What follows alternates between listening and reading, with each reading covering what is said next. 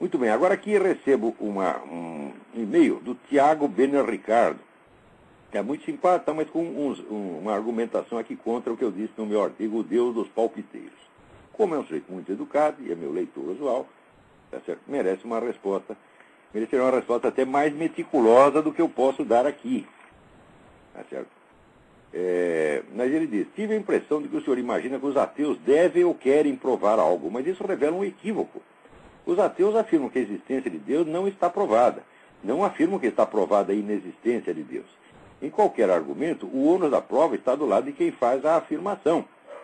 Se uma pessoa afirma ter inventado um dispositivo antigravidade, não cabe a outro provar que tal coisa não existe. Olha, isso aí... Primeiro você está confundindo, Tiago. Isso é falta de prática.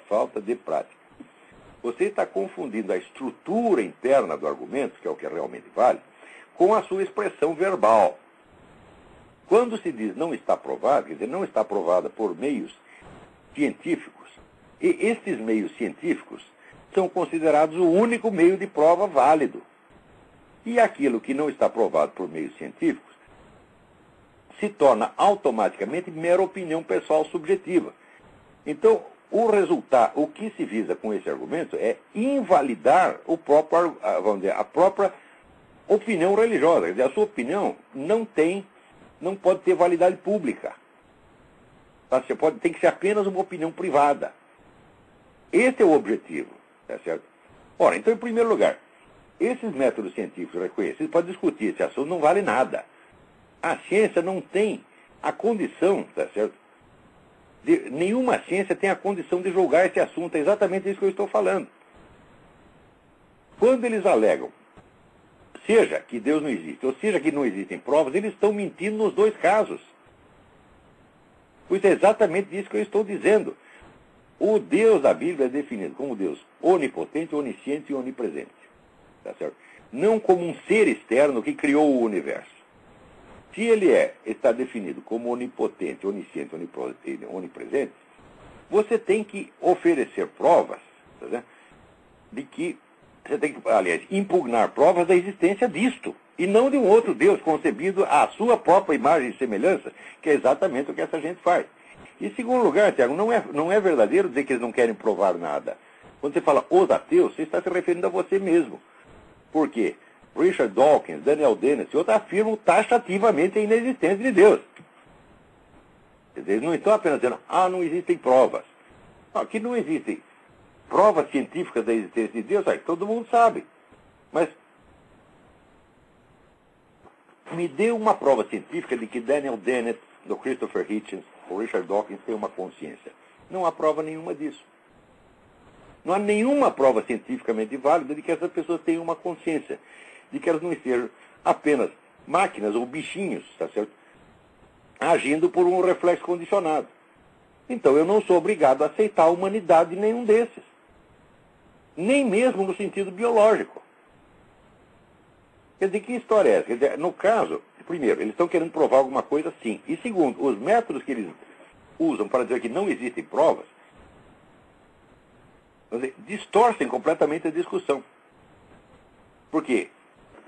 Qual é a prova ou a ausência de prova? Presta atenção. Eu digo que Deus é onipresente, onipotente e onisciente. É claro que ele não pode ser sequer concebido como um objeto externo. Se ele está onipresente, você não pode se destacar dele para observá-lo de fora. Então, qual é o método, o único método possível de você saber se existem ou não existem provas da inexistência de um ser assim definido? Só há um único método. É o método do aprofundamento na autoconsciência. Porque você está dentro de Deus. Nele vivemos, nos movemos e somos, dizia São Paulo apóstolo. Portanto, somente através do aprofundamento da autoconsciência é possível colocar o problema em discussão.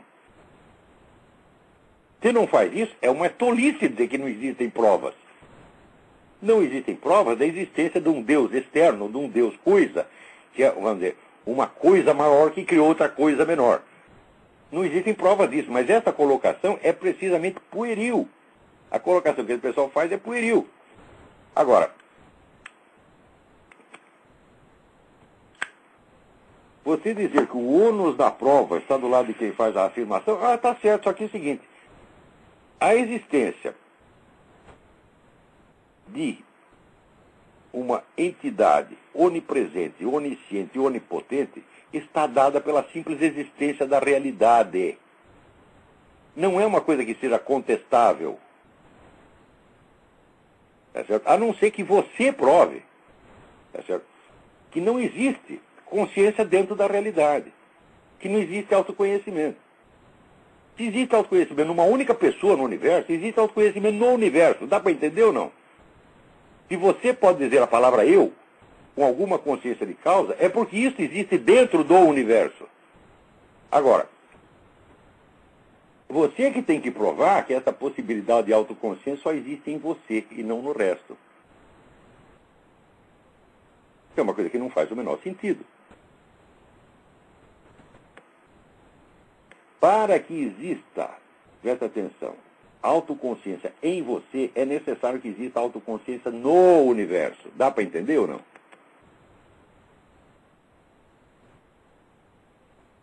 Se essa autoconsciência se atualiza mais efetivamente em alguns seres do que em outros, isso não quer dizer que ela não esteja presente em parte alguma. Porque no mais simples ato de conhecimento, quando você olha e vê uma pedra, na hora que você vê uma pedra, a pedra está lhe passando alguma informação. Está lhe passando informação sobre a presença, a estrutura e as propriedades dela. Tá certo? Se você disser que essas propriedades não são inteligentes de maneira alguma, que ali, é a mesma coisa que dizer, ali não há nenhuma informação. Há apenas a presença inerte de um corpo. Eu digo, mas se a presença inerte de um corpo, no qual não há inteligência alguma, como é que você pode estudar a estrutura da pedra, meu saco? Eu, modestamente, eu acho que as pedras entendem muito mais de mineralogia do que todos os mineralogistas do mundo. Então, quer dizer, o conjunto enormemente complexo das leis mineralógicas está gravado na realidade. Então, você tem ali uma espécie de autoconsciência em estado passivo que se atualiza quando você toma consciência dessas coisas. Assim como em você mesmo. Dentro de você mesmo, tá certo? Existem partes que são autoconscientes nesse momento e outras partes que são autoconscientes em modo latente. Quando você percebe uma alteração qualquer no seu organismo, tá certo? Essa alteração só é percebida a partir do momento em que acontece. Tá certo? Mas a capacidade de ela tornar-se consciente já está lá, senão jamais se tornaria consciente. Quer dizer, aquilo que é real já era possível antes de ser real. Senão jamais aconteceria. Então, quando se diz que Deus é onisciente e onipresente, ele não está presente sob a mesma modalidade, com a mesma intensidade em todos os lugares. Tá certo? Senão, nós poderíamos, por exemplo, canonizar um gato. Você está entendendo? Então não é disso que se trata, você está fazendo uma confusão. A existência de onipresença e onisciência é uma coisa auto-evidente. E aquele que levanta a objeção, ele diz, não existe isso aí. É esse que tem que provar. Note bem, quando você dizer que o ônus da prova pertence àquele que faz a afirmação, você está dizendo uma coisa tão absurda, mas tão absurda, mas tão absurda, que você nem tem ideia do que está falando. Primeiro, toda e qualquer prova repousa em alguma premissa e assim recua indefinidamente até você chegar em premissas que não são provadas, mas são auto. Tá certo? Quer dizer, o primeiro sujeito que percebeu, por exemplo, o princípio de identidade, já que uma coisa é ela mesma e não outra, teria que provar isso, meu filho. Todas as provas dependem disso. Se o ônus da prova cabe a quem faz a afirmação, a primeira afirmação não poderia jamais ser feita. Isso tornaria impossível o raciocínio humano. O que você falou é uma absurdidade tão descomunal, mas tão descomunal. E eu sei, você não falou por mal, você falou pura falta de prática. Não, meu filho, o ônus da prova cabe a quem contesta. Tá certo? Não a quem faz a afirmação, porque acreditar na existência da realidade, acreditar na identidade das coisas, então, é uma coisa espontânea do ser humano. Se você contesta, você é que tem que provar a sua contestação. O fato de que os primeiros princípios da lógica não possam em si mesmos ser jamais provados, e que deles dependa a prova de tudo mais, já te demonstra com a máxima clareza que não é possível isso que você está dizendo, que o ônus da prova cabe a quem afirma. Porque qualquer coisa que você afirme está baseada no princípio de identidade. Qualquer uma. E o princípio de identidade você não pode provar. Então, é o seguinte, ninguém que diga coisa nenhuma pode provar nada, porque ninguém pode provar o princípio de identidade. Agora, se não pode afirmar coisa, também não pode provar a afirmação, também não vai poder provar a negação. Então, olha, isso é falta de prática, isso é desejo de discutir coisas para as quais você não tem o preparo técnico. Agora, se você não tem o preparo técnico, está certo, você é um jovem que está começando a estudar. Agora, o seu Richard Dawkins, que escreve livro lido no mundo inteiro, o seu Daniel Dennett, que diz que é filósofo, é absolutamente imperdoável que eles queiram discutir Deus quando eles nem sequer apreendem o conceito. Eles querem provar que não existe uma entidade, né, um ser que criou o universo. Eu digo, peraí. Então, primeiro, eles estão distinguindo entre Deus e o universo como se fossem duas coisas. A relação que eles veem entre Deus e o universo é a relação de sujeito e objeto. Não é a relação do transcendente e do imanente. Deus não é uma coisa externa que criou o universo. Deus é transcendente. Aquilo que transcende, por natureza, abrange. Né? Deus não poderia criar o universo e ficar fora do universo a única fração de segundo.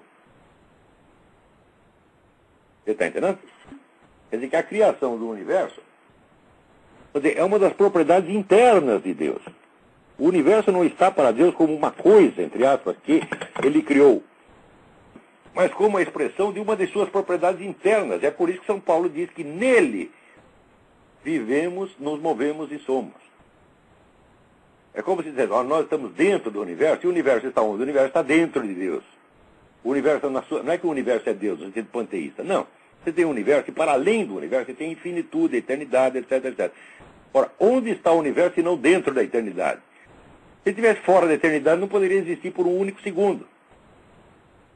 Então, se Deus é eternidade, absolutidade, infinitude, etc., ele não pode estar ausente, portanto você não pode observá-lo desde fora. Você só pode compreendê-lo por participação. Você tem que intensificar a sua participação nesse senso de realidade universal para você entender do que a Bíblia está falando. E é isso que eles não entendem e você também não está entendendo. Só que você está agravando o negócio na hora que você diz que o ônus da prova cabe a quem faz a afirmação. Isso é totalmente absurdo. Tá certo? Em segundo lugar, a busca de provas só é justificável quando você está falando de uma coisa duvidosa e que não é autoevidente. E a busca da prova científica só é legítima dentro daqueles territórios já perfeitamente recortados e definidos pela ciência. Você sabe o que é uma ciência, Tiago? Ciência é o seguinte, você faz uma hipótese de que um certo campo de fenômenos tem uma certa homogeneidade. E que essa homogeneidade é definida por certas constantes. Em seguida, você vai investigar essas constantes. Isso quer dizer que, em primeiro lugar, nenhuma ciência pode estudar a realidade concreta. A ciência só pode estudar recortes feitos hipoteticamente. E tudo o que ela diz só vale dentro desses recortes feitos hipoteticamente. Nenhuma ciência pode dizer A sobre a realidade concreta, porque o conceito de realidade concreta não existe para a ciência. Agora, Deus só pode existir, meu filho, como realidade concreta. Então isso significa o seguinte, que todos os métodos dessa ciência para investigar esse assunto vale bosta, você está entendendo? Vale bosta. É coisa de criança achar que um sujeito que porque tem um diploma de biologia pode investigar questões de ordem metafísica como essa. Para investigar essas questões precisa ter um treinamento específico, que eles não têm absolutamente, e que você também não tem. Só que é o seguinte, de vocês não é exigível.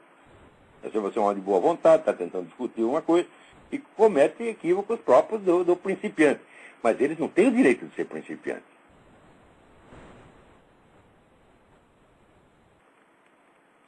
Agora diz, me pareceu que o senhor quis dizer que os ateus não têm discernimento espiritual e dificilmente poderiam criticar a experiência teísta de Deus. Primeiro, teísta, você chamar um católico de teísta, um cristão de teísta, já é ofensivo. Teísta é Voltaire. Se nós somos cristãos, é outra coisa completamente diferente. Então, primeiro, aprenda a diferença disso aí. Ele diz, os teístas não apresentam qualquer meio independente de testar o discernimento espiritual. Bom, se for teísta, já não tem discernimento espiritual próprio. Segundo, os cristãos Esses sim têm meios de testar o discernimento espiritual. E você, antes de dizer que eles não têm meios, você deveria estudar a bibliografia existente. Quer dizer, o discernimento espiritual é uma prática de autoconhecimento que lhe permite ver que tipo de inspiração você está recebendo. Da onde vieram as suas inspirações. Ora, Tiago, eu já fiz esse teste centenas de vezes. Você pergunta para as pessoas de onde que elas tiraram certa ideia, certa opinião que elas têm, elas não sabem de onde veio a ideia. Ou seja, em vez de narrar, olha, essa ideia veio parar na minha cabeça por tal meio, assim, assim, assim, eu li, ouvi falar, foi meu vizinho que falou, foi uma ideia que me ocorreu, etc. Não sabem.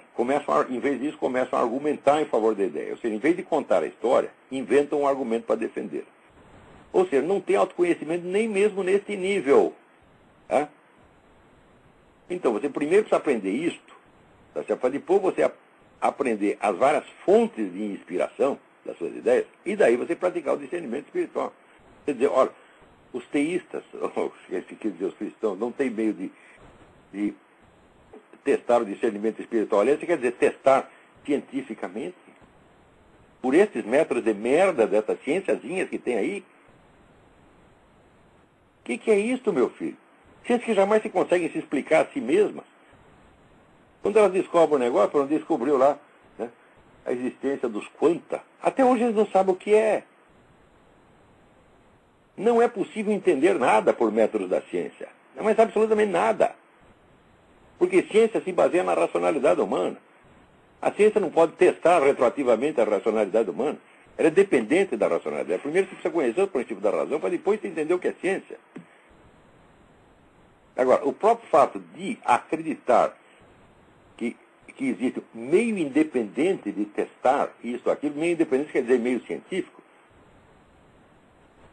Que besteira é essa? Existe meio de testagem, mas não meio independente. Quando você diz meio independente, você quer dizer o seguinte: aquele meio que possa ser usado por qualquer pessoa. Milhões de pessoas testam e obtêm a mesma coisa.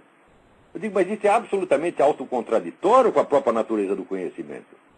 Tudo aquilo que pode ser testado por todo mundo é um conhecimento secundário, tá certo? Que não se refere à realidade concreta, mas se refere a certos recortes já previamente feitos que são conhecidos uniformemente por todas as pessoas. Nenhuma questão fundamental pode ser testada independentemente. Né? Eu lhe dou um exemplo. Você é testemunha de um assassinato. Você viu um sujeito matando o outro. O cara não deixou pista, não tem nada, só você viu. Qual é o meio de testar isso independentemente? Não há nenhum. Agora, você quer ter mais certeza do que essa? Você viu, você era testemunha, você estava lá. Você era a única pessoa que estava lá. Esse conhecimento é de uma validade extrema. E, no entanto, não há nenhum meio independente de testá-lo. Mais ainda, qualquer meio independente de testar o que quer que seja, depende do depoimento das várias pessoas que testaram. Ou seja, se não há conhecimentos que são válidos, universalmente válidos, absolutamente válidos, e que são inacessíveis a teste, também não há validade de teste algum. Você está entendendo o loop, a confusão que você está entrando? Então, vai ter que estudar esse negócio melhor. Mas eu ainda não vou comentar o resto, porque qualquer hora eu vou dar uma aula baseada nisso. As suas perguntas são boas. Né? Espero que tenha entendido.